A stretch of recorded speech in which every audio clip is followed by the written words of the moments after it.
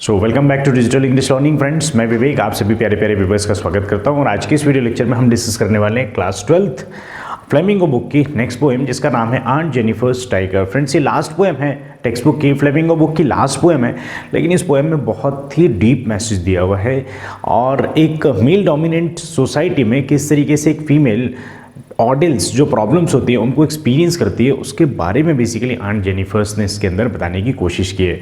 सो इस पोएम का जो टाइटल है friends on Jennifer's tiger, on Jennifer के टाइगर्स। अब वो कौन से टाइगर्स है, कहाँ पर वो टाइगर रहते हैं, क्या यहाँ से रिप्रेजेंटेशन पोएम में होने वाला है, that will discuss in the line by line explanation, right. So poem का बेस्ट एक्सप्लेनेशन मैं आपको दूंगा, हिंदी में दूंगा, राइट, और इतना सिंपल तरीके से बताऊंगा फ्रेंड्स कि आपको बोर्ड में फुल मार्क्स मिलने के फुल चांसेस है। सो बने रहिए इस वीडियो में, और यदि आपने चैनल को अभी तक सब्सक्राइब नहीं किया है तो चैनल को जरूर सब्सक्राइब करें, डिजिटल इंग्लिश लर्निंग, और बेल आइकन को प्रेस कर दो फ्रेंड्स, सो दैट आपको आने वाली वीडियोस की नोटिफिकेशंस टाइम टू टाइम मिलते रहे। चलिए फ्रेंड्स, सेशन पसंद आएगा तो लाइक जरूर करना। चलिए पोएम का एक्सप्लेनेशन हम देखते हैं। तो एक्सप्लेनेशन देने के पहले मैं थोड़ा सा ब्रीफली आपको बता देता हूँ ये पोएम एक्चुअल में है किस बारे में, ठीक। सो बेसिकली देखो फ्रेंड्स, ये पोएम का जो बैकग्राउंड यदि हम समझने की कोशिश करें ना, सो ऑथर ने इसके अंदर बेसिकली ये बताया है कि मेल डोमिनेंट सोसाइटी में किस तरीके से एक फीमेल प्रॉब्लम्स को फेस करती है, चैलेंजेस फेस करती है, चुनौतियों को फेस करती है, उन तमाम प्रॉब्लम्स को कैसे वो कह नहीं पाती, ठीक। जो एक फीमेल होती है वो मेल डोमिनेंट सोसाइटी में कई बार अपनी चीज़ों को कह नहीं पाती, ठीक। सो किस तरीके से जब वो कह नहीं पाती है तो उसका सिंबॉलिक रिप्रेजेंटेशन अलग तरीके से करते हैं, वो बेसिकली इस पोएम के अंदर हम डिस्कस करने वाले, ठीक। सो ऑन जेनिफर्स भी इसी तरीके की एक पीड़ित महिला है बेसिकली, जिन्होंने अपनी लाइफ में अंकल के डोमिनेंट को फेस किया है। उस फेस करने की वजह से she was not able to speak, वो बहुत ज़्यादा बोल नहीं पाई। सो उन्होंने बोलने के बजाय सिंबॉलिक रिप्रेजेंटेशन दिया है, मतलब टाइगर्स बना के कुछ मैसेज देने की कोशिश की है, और उसी मैसेज को हम इस पोएम के अंदर डिस्कस करने वाले हैं। चलिए फ्रेंड्स, हम लाइन बाय लाइन एक्सप्लेनेशन की तरफ मूव करते हैं, और सबसे पहले मैं आपको बता दूं about the author. So about the poet Adrienne Rich, 1929 to 2012 was born in Baltimore, Maryland, USA. Basically जो हमारी पोएट थी वो पोएट कहाँ से फ्रेंड्स, बाल्टीमोर मैरीलैंड यूएसए से, ठीक। She is widely known for her involvement in contemporary women's movement as a poet and theorist. So basically इनको ज़्यादातर जाना जाता है किस चीज़ की किस काम से जाना जाता है बेसिकली इनको फ्रेंड्स, कंटेम्प्रेरी वीमेंस मूवमेंट, मतलब जो प्रेजेंट में जो प्रॉब्लम्स और जो चुनौतियाँ ये जो वीमेंस फेस करती हैं ना, उनके ऊपर लिखने के ऊपर इनको जाना जाता है, ठीक। चलो, as a poet and theorist, और इनको दूसरा इनके जो पहचान है वो कैसे एक पोएट के फॉर्म में है और एक थ्योरिस्ट के फॉर्म में, ठीक। नेक्स्ट देखते हैं।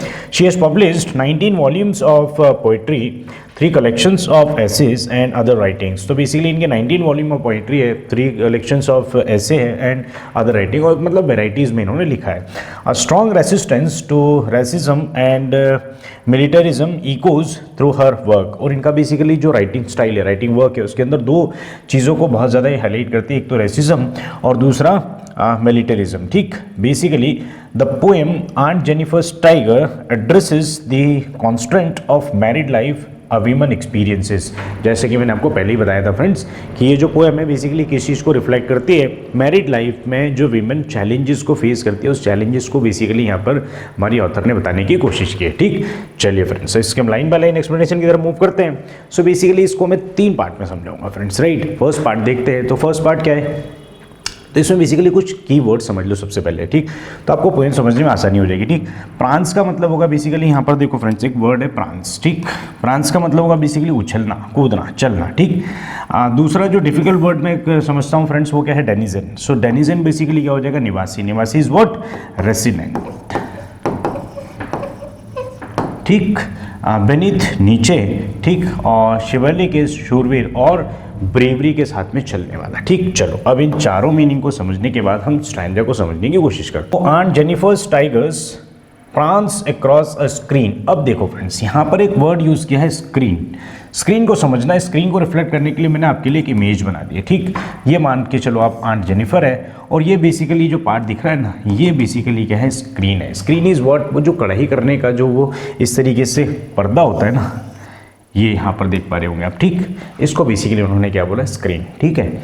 सो Aunt Jennifer's tiger prawns across a screen bright topaz denizens of a world of green. World of green का मतलब क्या होगा बेसिकली फ्रेंड्स, जंगल,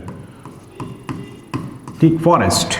चलो दो लाइन को समझते हैं। सबसे पहले क्या, आंट जेनिफर का जो टाइगर है ना फ्रेंड्स, वो क्या कर रहा है, प्रांस अक्रॉस स्क्रीन, मतलब वो एक स्क्रीन के ऊपर क्या उछल कूद कर रहा है। समझना, थोड़ा सिंबॉलिक है। प्रांस का मतलब मैंने बता दिया आपको, उछल कूद करना, ठीक। सो ये जो स्क्रीन है ना, इसके ऊपर आंट जेनिफर का टाइगर उछल कूद कर रहा है। अब देखो यहाँ पर ओरिजिनल टाइगर उछल कूद नहीं कर रहा है, यहाँ पर सिंबॉलिक है। मैंने बताया था आपको क्या सिंबलाइज कर रही है आंट जेनिफर यहाँ पर। बेसिकली वो कढ़ाई करके, है ना, आइवरी नीडल से जो कढ़ाई करके वो बेसिकली किसको बना रही है, एक टाइगर को बना रही है, टाइगर्स को बना रही है बेसिकली वहाँ पर वो, ठीक। और टाइगर्स को बनाने के पीछे का ऑब्जेक्टिव क्या है, क्योंकि टाइगर्स प्रेजेंट करते हैं, टाइगर्स बेसिकली सिंबलाइज करते हैं किस चीज़ को, ब्रेवरी को, स्ट्रेंथ को, डोमिनेशन को, ठीक। इस तरीके से इस आइडिया को रिफ्लेक्ट करने के लिए बेसिकली आंट जेनिफर क्या बना रही है, टाइगर्स बना रही है। और आंट जेनिफर्स के टाइगर्स कर क्या रहे हैं, आंट जेनिफर के टाइगर कर क्या रहे हैं, तो बेसिकली स्क्रीन के ऊपर उछल कूद कर रहे हैं। This is one. दूसरी लाइन समझना, bright topaz denizens of a world of green. So topaz is what, yellow colour का एक डायमंड मान के चलिए आप, ठीक। तो बेसिकली येलो कलर का डायमंड तो है नहीं, लेकिन येलो कलर के जो टाइगर्स हैं वो denizens of world of green, मतलब डेनिजन्स मतलब निवासी, रेसिडेंट। वो रेसिडेंट कहाँ के, world of green. World of green is what, जंगल के, जो बेसिकली जंगल के निवासी हैं। वो कहाँ पर उछल कूद करने हैं, आंट जेनिफर के स्क्रीन पर, जो यहाँ पर उन्होंने बनाया हुआ है। बात क्लियर है, इमेज से कनेक्ट करना इजी वे में समझ में आ जाएगा, और वर्ड्स को समझते हुए चलना।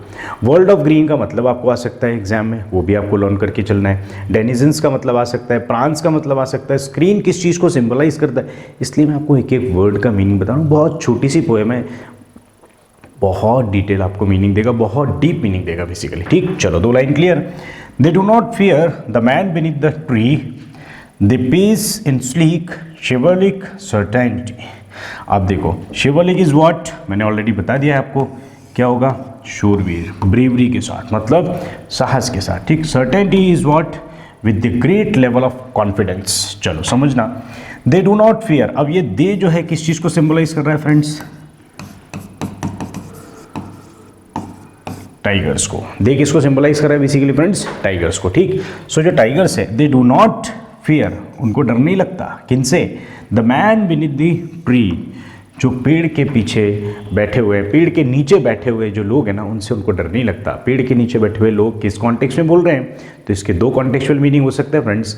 एक तो जब हम as a human being forest में टहलने जाते हैं, घूमने जाते हैं, तो पेड़ के नीचे बैठ जाते हैं कभी कभी। और दूसरा, हंटर्स या शूटर्स होते हैं, वो पेड़ के पीछे बैठ के इंतजार करते हैं किसका, टाइगर का। लेकिन टाइगर्स को इन सब से डर नहीं लगता। दे do not fear the man beneath the tree, tree के नीचे जो बैठे हुए लोग हैं ना, उनसे इनको डर नहीं लगता, कि इनको, टाइगर्स को। They pace in sleek chivalric certainty, और बेसिकली वो जंगल में चलते हैं, दौड़ते हैं, घूमते हैं, कैसे, विद सर्टेनिटी, मतलब कॉन्फिडेंस के साथ, पूरे के पूरे कॉन्फिडेंस के साथ वो कहाँ घूमते हैं, जंगल में घूमते, किसी से डर नहीं लगता। अब देखो, एक रिप्रेजेंटेशन आंट जेनिफर ने टाइगर का यहाँ पर किया है। बात क्लियर है। सो फर्स्ट पार्ट हमारा ये हुआ, इसको कनेक्ट करना इमेज के साथ, easy, you will answer all the questions, ठीक। चलो नेक्स्ट देखते हैं फ्रेंड्स।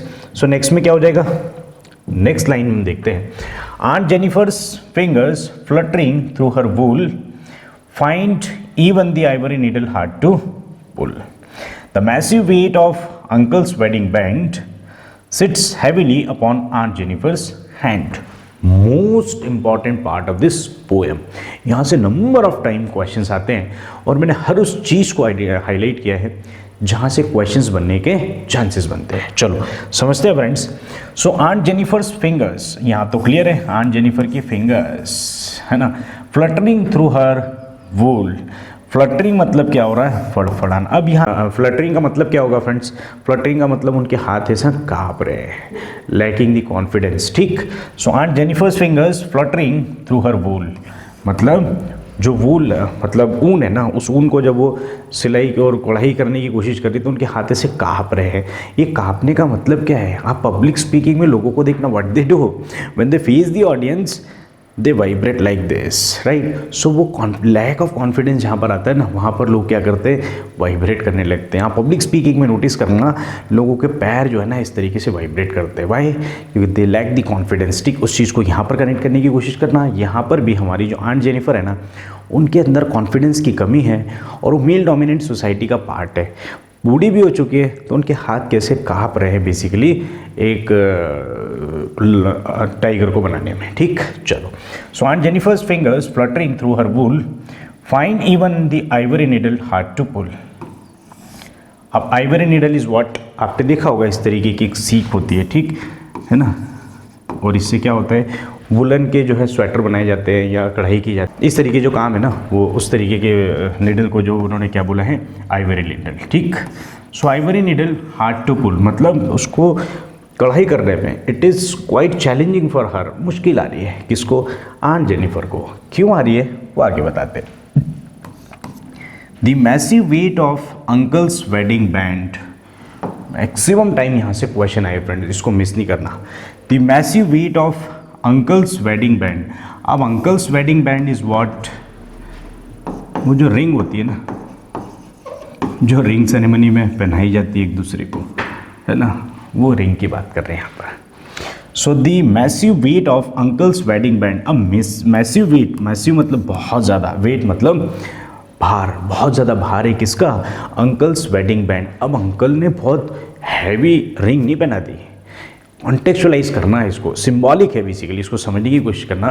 अंकल से जब शादी की ना इन्होंने, किसने, आंट जेनिफर ने। सो आंट जेनिफर्स ने शादी के बाद, मैरिज के बाद जो चैलेंजेस फील किए मैरिड लाइफ के, उन चैलेंजेस को रिप्रेजेंट करने के लिए उन्होंने क्या बोला है, the massive weight of uncle's wedding band. Uncle की जो वेडिंग बैंड है ना, जो बेसिकली रिंग है, उस रिंग का भार इतना ज़्यादा। अब बेसिकली रिंग का भार नहीं है, मैरिज के बाद में जो कंस्ट्रेंट, जो प्रॉब्लम्स, जो चैलेंजेस वो फेस कर रही है, उन चैलेंजेस को रिफ्लेक्ट कर रही है वो यहाँ पर किस तरीके से, अंकल्स वेडिंग बैंड के फॉर्म में। बात क्लियर, यहाँ से क्वेश्चन आएगा, इस चीज़ को समझ के रखना।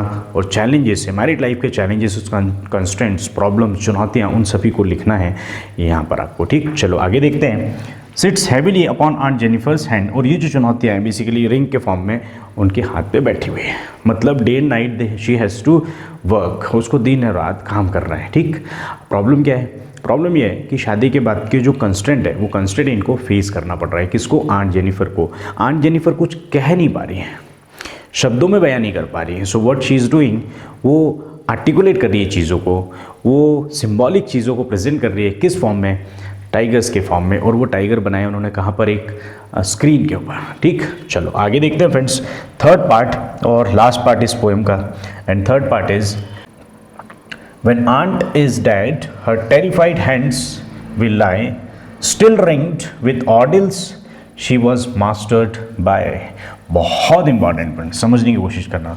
when aunt is dead, जब आंटी मर जाएगी, her terrified hands will lie, मतलब देखो आंट जेनिफर जो है ना वो मर जाएगी, डेड, ठीक। उनकी जब डेथ हो जाएगी